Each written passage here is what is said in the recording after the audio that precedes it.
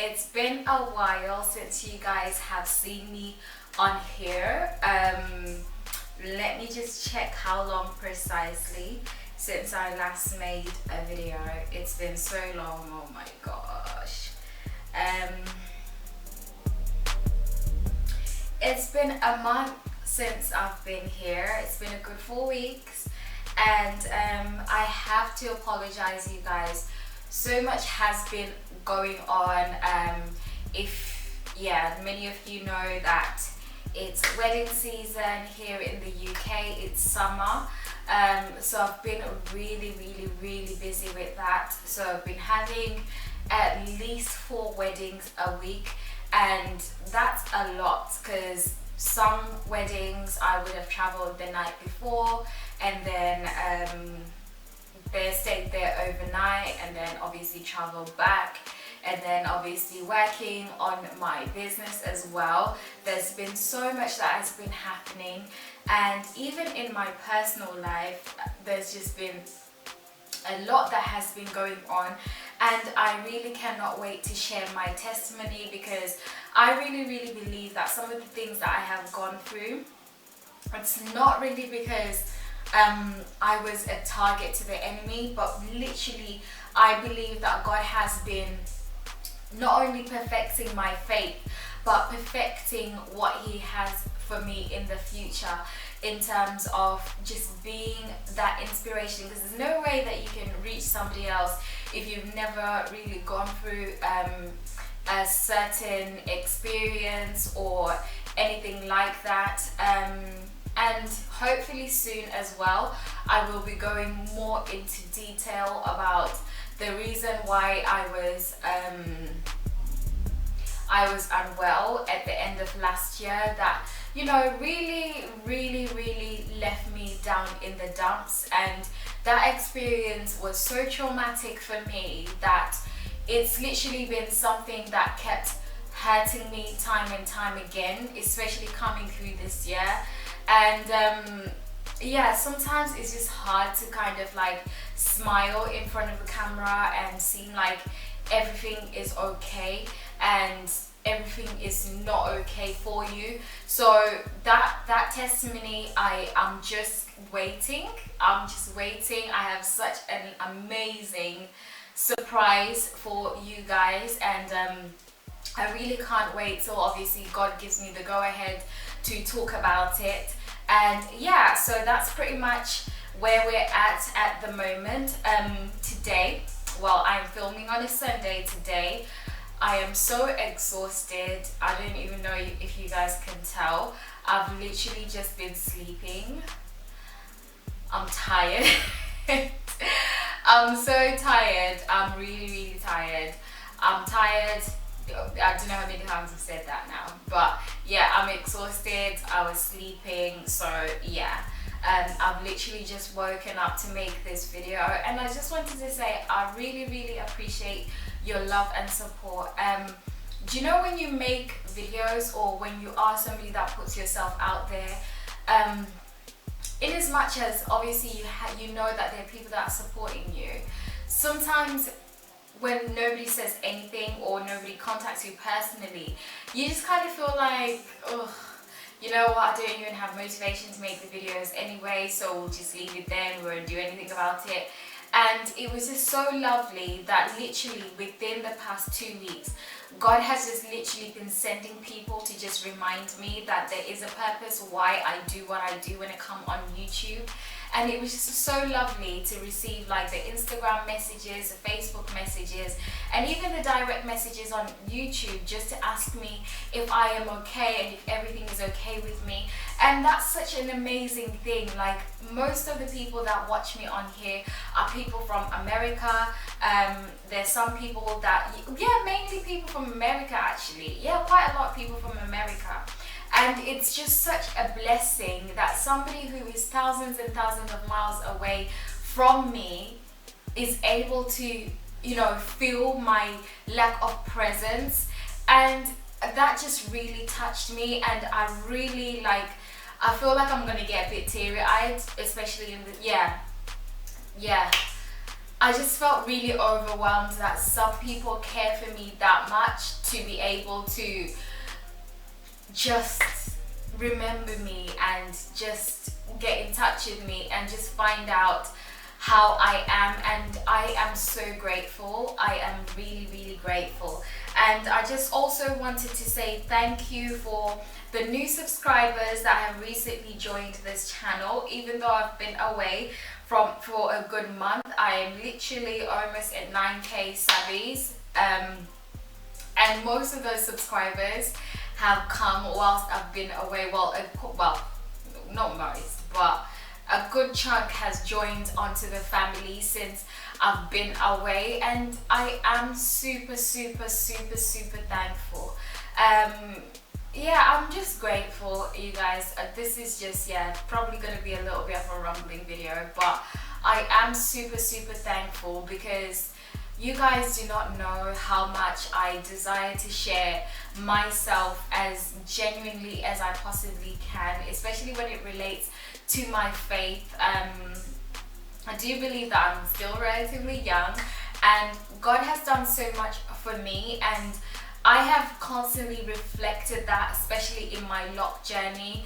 And even up until now, there's so many things that I just am so excited to share with you guys, and so many, like, you know, down the valley moments as well that just makes you feel some type of way with life in general, and just generally even just being on the Loc journey.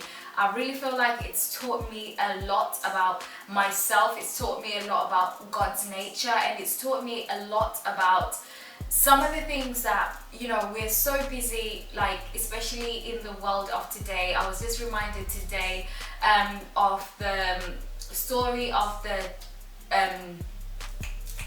10 virgins that were, you know, waiting. 5 were patiently waiting for the bridegroom, and 5 got left behind because they were not ready. And it just had me thinking, like, at the moment so many things just keep happening that show us that we are in the end times, and you know, the world is coming to an end. Whether you are a Christian or you're not a Christian, Jesus is coming soon.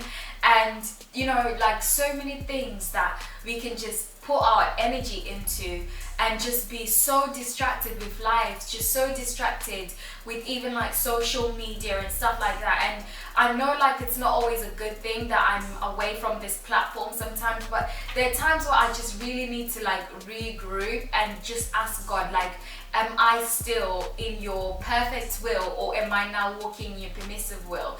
Because I really do not want to be one of the 5 virgins that were not ready when Jesus came.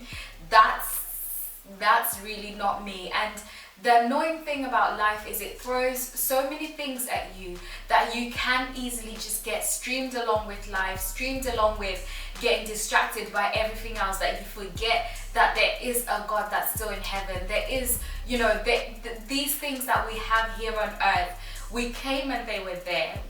We're gonna die and they'll still be there, but Jesus' word lasts forever, and his word does not change.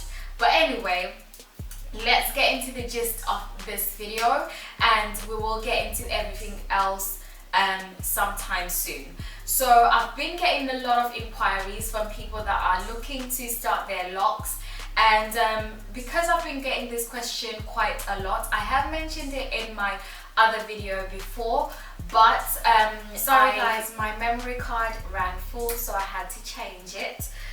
But as I was saying, I've been getting a lot of inquiries with regards to the type of method that I use to start my Locs, so that's what I will be talking about today.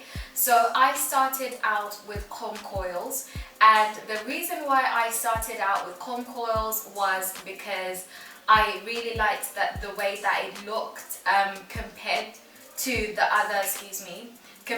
other Loc methods that I was seeing to start Locs, like braid locks, twists. Comb coils seem to appeal to me because then they just looked like, you know, just a normal hairstyle. And yeah, I really liked the way that it looked at the time. I am not a swimmer. I hate swimming with a passion. So I knew I wasn't going to be getting my hair wet regularly, so that did not affect my decision in terms of choosing another method, because I knew I didn't have to consider that when it came to getting the hair wet. So yeah, out of all the patterns that were available, I just chose the comb coils because I loved the way that they looked, and that is the reason that I went for them. So as I've said, I started with using the comb coil method. Obviously you start with a comb, so this is the comb that I started with, and then this is the side, the smaller side is the side that began the locks. So you basically part the hair. This is the comb that I use even when I'm retwisting as well. I part the hair with the metal side just to make sure all the hairs are out of the way. I find it easier. Some professionals just do it with this, but I find it's more painful for the client, or rather for myself, and I get more precision using this comb. So I part with this comb, and even up until now, because of my hair texture, I just literally comb and twist initially at the root, and then I use my hands to do the twisting action. Yeah, so that is the reason why I started with comb coils. As for my husband, because I've just started my husband's mini locks that he has at the moment, he's a little bit bigger than mine, but I started his with twists. Reason being, his texture is quite coarse, well, very coarse in comparison to mine, and he's a man and he's going to be washing his hair, and if he gets sweaty then it does not smell very nice. So I knew, because of him having to wash his hair quite often, I knew that the twist would work out well for him. So I started him out with twists, and my husband literally uses everything that I use on my hair. So basically what I do is I use the African black soap crumble, which comes in this form, and then what I do is I mix it with hot water, boiling water to be specific, and then I let that sit overnight, and then I transfer it to this old bottle. This is the old packaging for my shampoos. I transfer it to this bottle, and then I literally just apply it to wash the hair. And then in terms of spraying the hair to make it wet during the retwisting process, I use the Kutipep's Wheat Protein Leave-In Conditioner, and you know, that works amazing. Not only does it detangle the hair, but it helps to moisturize and hydrate it at the same time. And then I obviously use this to just seal in the moisture before I go in with my self-made retwist gel. Like I said, that will be available for purchase soon, but yeah, this is what I use, and yeah, I'm so excited. I'm hoping to get that out very soon, because I have been getting a lot of inquiries on how I get my retwist, and then after I'm done with that, I go and I sit in the dryer. I sit him in the dryer. So it's pretty much down to preference. I started him as well with the box method. I have the box method myself. As you guys may know, I started out with around 228 locks. I have joined quite a few of them, so I do feel that I'm still over the 200 mark, but I'm not quite sure where exactly I am with that. So as you can tell, my parts at the front are relatively bigger. I specifically joined those because I have, that's my weak area. Like I have quite a lot of baby hairs, and I know with time, one of the things I was struggling with was it would look really frizzy, and then the lock would look like really like it's struggling, like it's really dangling and hanging on to dear life. And I just knew that if I carry on with the size that they were, I was gonna lose locks. Like this one, these ones on here, these were like 3 locks joined together, and these were 3 locks together, and there was about 3 that were joined here and 3 that are joined here. These are my specific weak areas, and I knew if I kept them as the small ones, I was literally going to suffer. I use the box method again because I feel like it was the easiest, especially if you want to part it into different styles and all that kind of stuff. That was my reasoning. It was nothing Nothing special, nothing serious to it. Hopefully I can record a video with my husband one of these precious days so I can show you guys how I retwist his small locks. But with that said, that is pretty much all I have to say with regards to that. And I got my pins that I use to secure my locks from Beauty Queens if you're in the UK. I got these from Beauty Queens. I think it was the Beauty Queens in Leicester quite a long time ago. I'm not sure whether they still have the exact ones available, but you should find something similar. And basically, yeah, that's pretty much it. And yeah, somebody also asked, like, did I choose them to be like the size to be less scalpy? At some point you are going to experience scalpiness. That's something that you can't avoid, whether you've got small locks, whether you've got a lot of locks. You are going to experience, especially when you get them re-tightened, like let's say if you have sister locks or if you have a retwist, it will look a little bit scalpy, but then if you let it grow out, like I said before, I retwist every 2 to 3 months. So by the length of time to which I wait, I end up with no scalpy look. So yeah, that's about it. So yeah, thank you guys so much for watching. I will catch you in my next video. For now, take care and God bless. Bye.